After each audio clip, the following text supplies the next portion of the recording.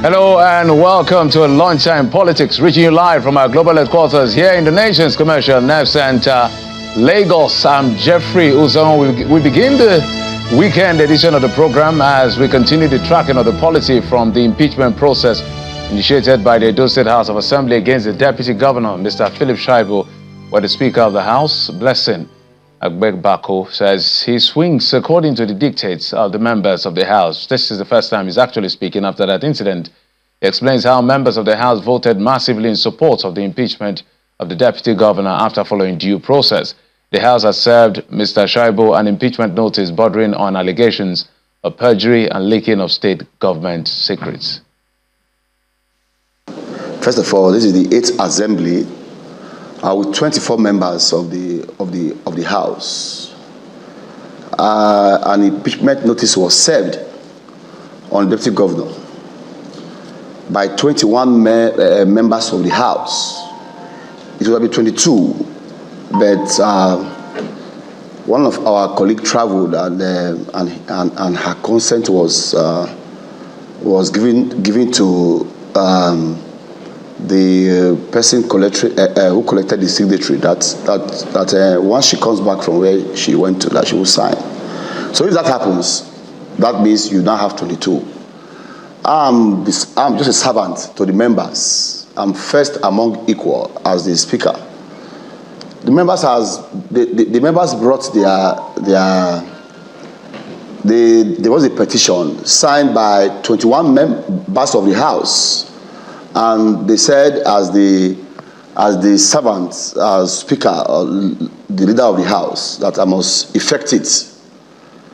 So I have no choice than to effect it, because I was elected there by the members, by the 21 members, or 22 members of the House, or 23 members of the House. And they have given me an instruction to sit, to determine, to go into the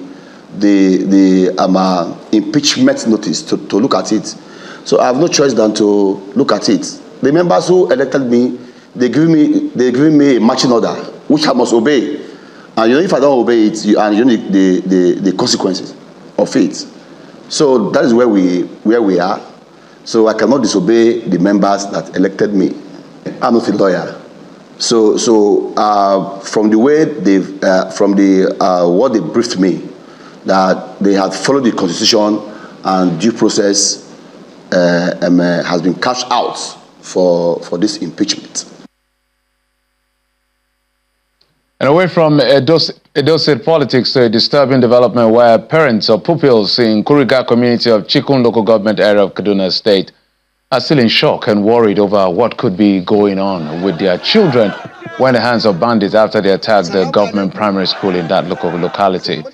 A resident tells Channels Television that the head teacher is among the abducted of about 200 children who were abducted that particular morning. Meanwhile, the state governor, Senator Obasani, has visited the parents of the victim to sympathize with them and assures them of the safe release of the children.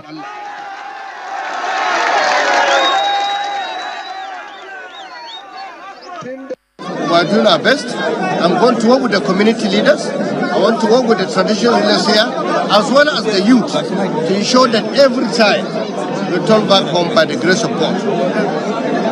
I discussed with the National Security Advisor.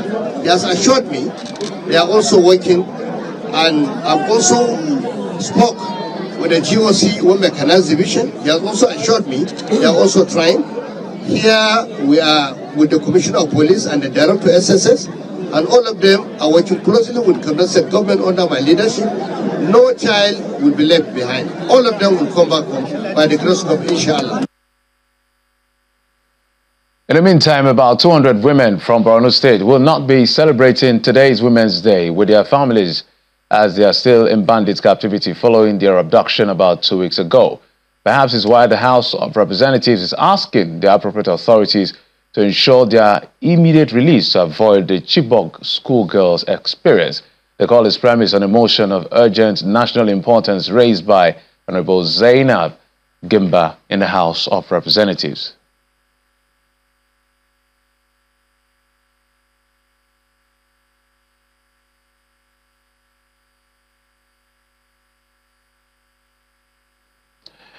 Now, as the world marks International Women's Day to highlight issues concerning women with this year's theme tagged Investing in Women, Celebrating Progress, the wife of the President, Senator Remi Tinubu, says investing in women should not be seen as charity but a strategy to build a nation. Senator Tinubu believes that with the right education and access to resources, women will make significant impact in the society. In a personal statement, the First Lady says, "This is the time to invest in women more than ever. Accelerating progress in any sphere requires that women have to be involved or have to be more involved." Mrs. Tinubu also admonishes women to be deliberate in supporting each other for a greater good.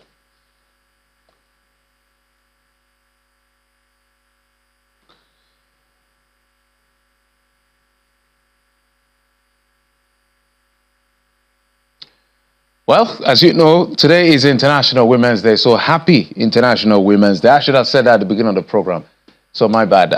So I must say it right now, happy International Women's Day. And you heard from the wife of the President, the First Lady, talking about how it is important to aggregate the strength and the potential of women for society to be better and greater.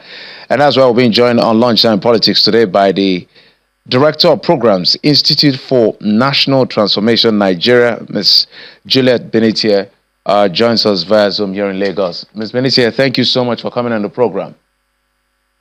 Thank you so much. It's my pleasure to be here. And indeed, happy International Women's Day to all the women in Nigeria and across the world. Absolutely. One of the, I was on a show this morning and I just had to look back in history as to how women have fared since this democracy, the republic as we call it, 25 years down the line. What will be your assessment of how women have fared, and what have you noticed as possible limiting factor that has hindered the kind of progress we need to see? Because the highest political office we've seen so far is the Speaker, Patricia Ete, who was unceremoniously removed at some point. Thank you very much. I hope you can hear me. I think you can. Absolutely. Yes. Thank you very much for having me. The history of women leadership in Nigeria has been progressive, but not good enough. Go ahead, Ms. Benitier. Go ahead, please. Okay. Well, we have had women who have led at the traditional level in various culture and places, of course, like our beloved Queen Amina Osari, who have expanded issues. And of course, in the early years, even before, during the colonial era, we had the issues of women advocating for better lives, the issues of taxes and hardship that even culminated in the issue of the Aba women issues. But down the line, at the political democratic spectrum, we haven't done very well. And there are many reasons why we have not done very well. Because culturally, women have been conditioned to believe that they should just be heard and not speak. And there's a cultural dimension, there's an education dimension, there is a social quotient dimension for women to lead at various levels, how be it even politically. And therefore, the political leadership of a nation does not emerge just in the leadership time for election. Women leadership must start from the grassroots. We must encourage women across the board to begin to take leadership. We have seen that even in the 23 elections, we didn't do as well as we should. We went down from 21 to 17 in the House of Assembly, and the Senate, in both houses. And of course, women being governors has also been limited because of many attendant issues. But this is the issue here. Women leadership must start from childhood. I was privileged. I do not have the limitation within my mentality whether I should lead or not as a woman.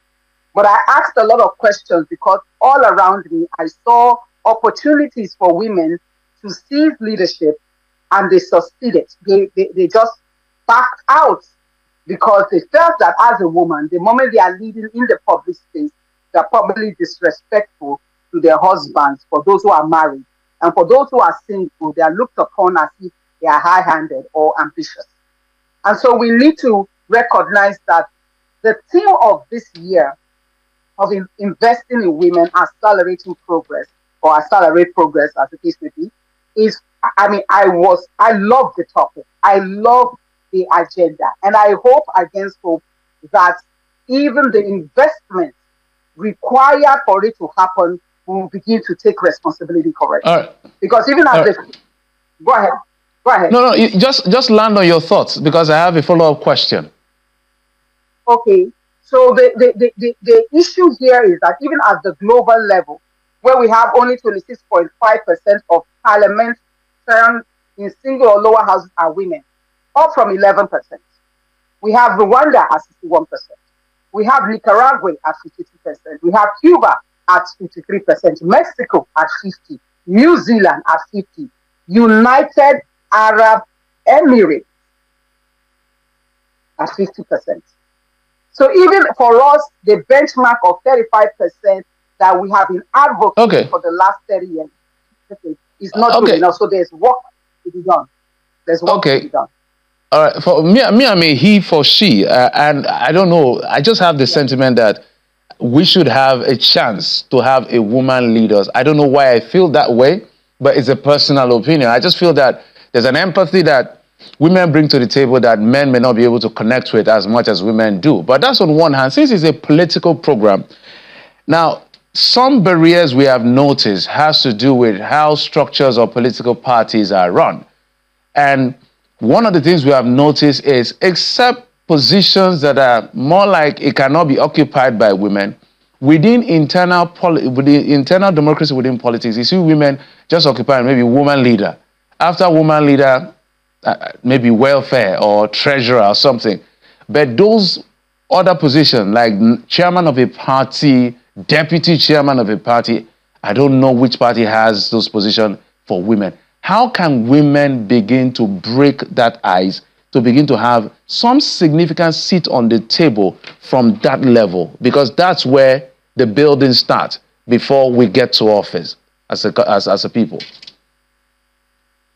We need to recognize something about the understanding of governance, politics, and leadership. There needs to be a clear understanding. And for us as women, for us to truly be represented and seize and take political power, starting even at the grassroots, we need to increase our numbers.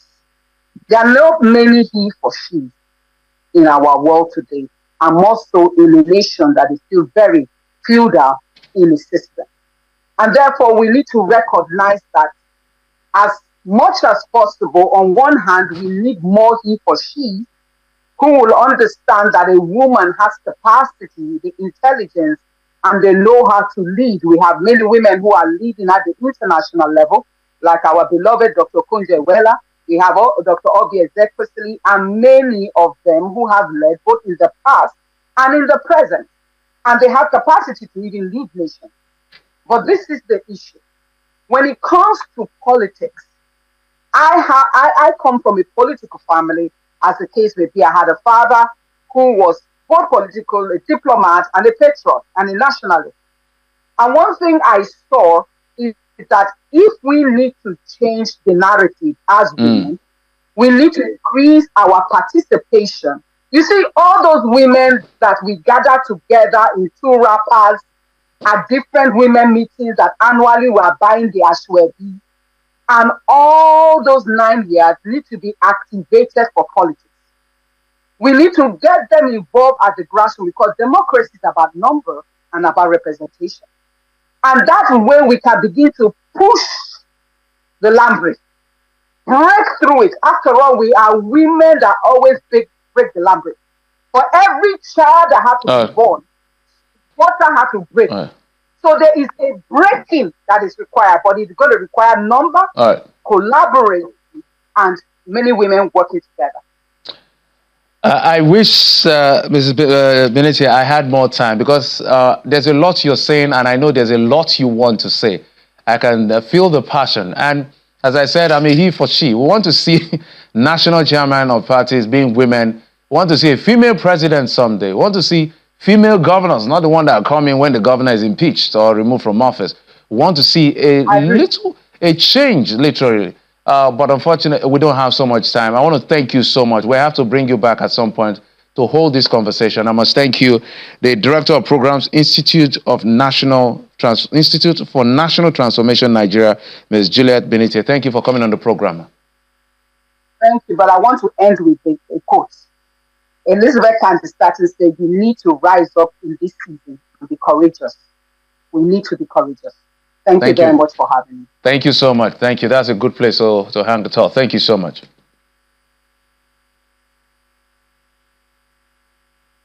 We'll go on this quick break. When we come back, we're going to be joined by yet another woman in another space altogether. It's still the International Women's Day edition on Lunchtime Politics. Join us again.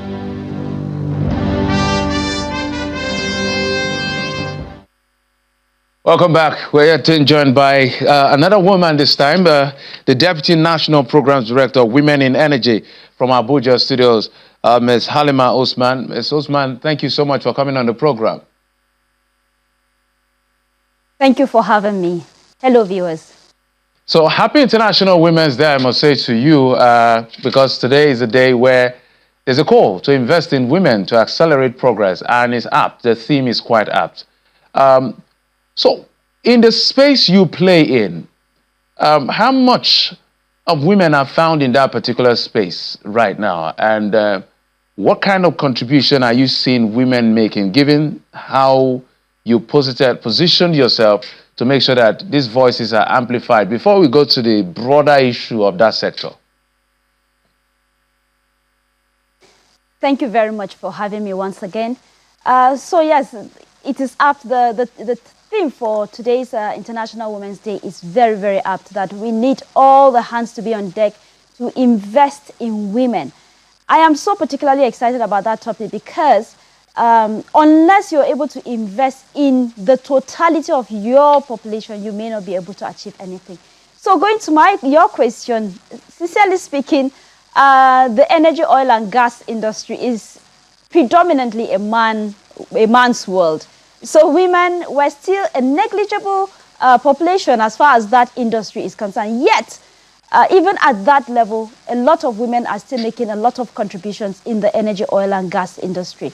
We've seen a couple of women. I think Techno Oil is one example of women that are doing so greatly. This is the first woman that owns an oil well. She's doing so great a job in that industry. And there are so many other people I can call their names, that they are doing a lot, despite the fact that it is a man's world. Yet the little opportunity we have as women, we are able to do as much as the space has been given unto us. But then, that is why we're here, and that is why we're still canvassing for more opportunities. So let's talk about what the limitations are within your space. I told you we're going to talk about a broader conversation on the energy and that entire spectrum. Could this be a question of the level of resources you have access to? Because resources are in two forms. It's either heritage fund where you have all of this, or you get credit or loans to be able to put these resources together to execute whatever plan or projects or business you're trying to pursue. So what is the limitation here? Is it primarily resources? That's why it's dominated by by men, or what exactly is the issue? Okay, so the energy, oil and gas industry is I may not say the problem starts from there, because if you look at it, if you look at the generality of Nigeria, a lot of industries are being manned by man. It is a man's space, so starting from the family, everything. When it comes to technical issues, take for instance, until now that the narrative is beginning to change. Before now, you see, when you talk about engineering courses, it seems to be reserved for men. If you are a lady in the house, you are a young girl growing up in the family, and you want to tell your father, I want to go for engineering. No. It's a no area for women, for girls.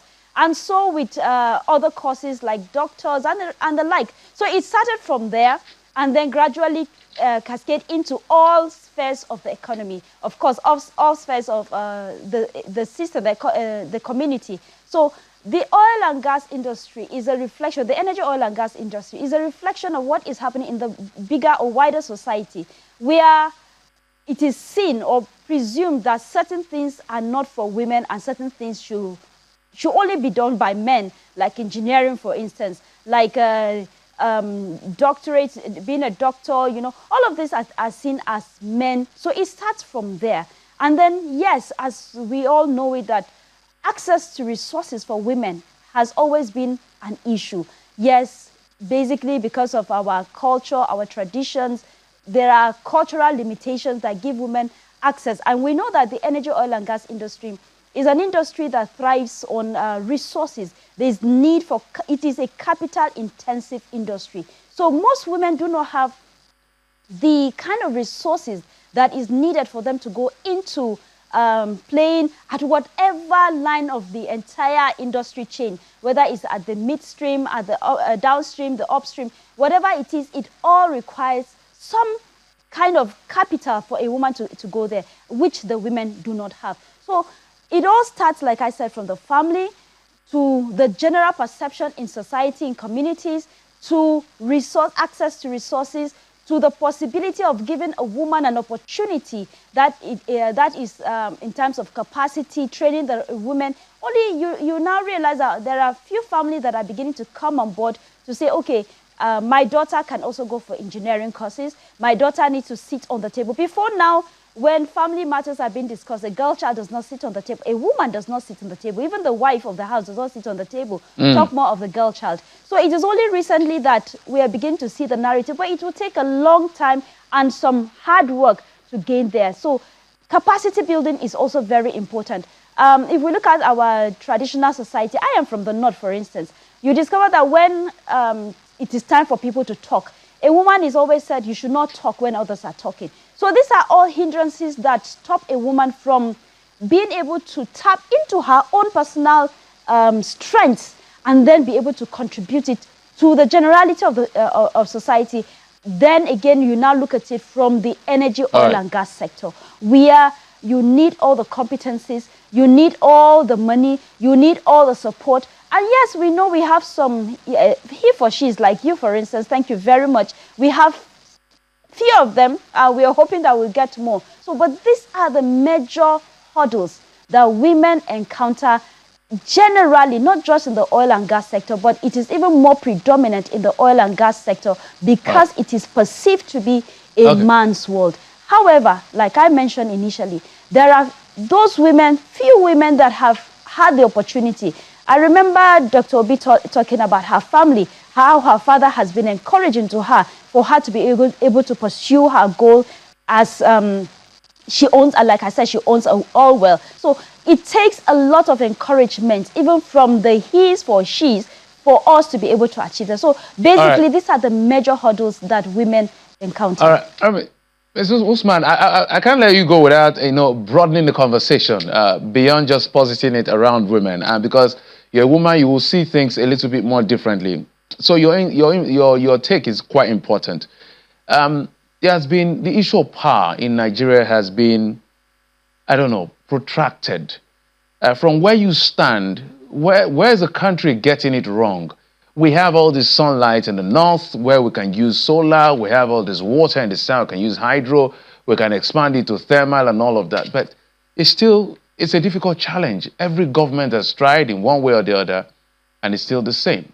What is wrong? What are you seeing? What are we missing? Okay, so I will be speaking let me talk this time around as a housewife. Okay, so for me, I feel, yes, we have all the solar energy. Yes, we have the fossil fuel. We have everything that we need. And indeed, all of this, the wealth of nations, the wealth of Nigeria depends on our ability to tap into these various types of energies, which we have in abundance in Nigeria. However, I think one of the major things that we really need to look at is that how well are we tapping into our intellectual resources? How well are we going back to research to work on this? We have been on the oil and gas, oil particularly, for a very long time. And this was because it was discovered by the colonial masters. And we have remained there. We have not really gone out of our way to encourage research, proper research that will be able to lead into proper investment. Again, that's another problem. Investment on its own is another problem of its own. But then we need to encourage research into this thing, indigenous research. We need to also encourage indigenous investment. We need to encourage indigenous capacity building to be able to man this. We cannot continue to remain where we have been. I think probably because we have always relied on petroleum, crude oil, money for a very long time. So we have become so relaxed that we have not decided to go deep into checking the other things and putting the proper investment there. And that is why women in energy, oil and gas, we are actually, that's one of our themes, is bridging these gaps, closing the gaps in all of this, in energy, in the economy, and in gender. Absolutely. I had a good time talking with all of you ladies today because there's a lot you can give. So I think you women on International Women's Day like this, let's say, please be showing up. Because when you show up, these differences will be made. I must thank you, Ambassador Ambassador Alima Usman, Deputy National Program Director for Women in Energy, Oil and Gas. You're in a very big place for big men and big women. So you need to drag in a lot more young girls to come and make that difference. I must thank you and happy International Women's Day. That's exactly what we're trying to do in Women in Energy, Oil and Gas. Thank you very much for having me. We wish you the very best. Thank you for coming. Now, as women in Kwara State join others in celebrating Women's Day, non-reporting of violence against women has been described as a problem confronting the fight against women abuse and other vices, leading the women in a rally across major streets in Ilorin, the Kwara State capital. The Commissioner for Women Affairs and other non-governmental organizations say the menace of violence against women is being tackled in the state, but failure to report cases due to family and other influences is a clog in the wheel.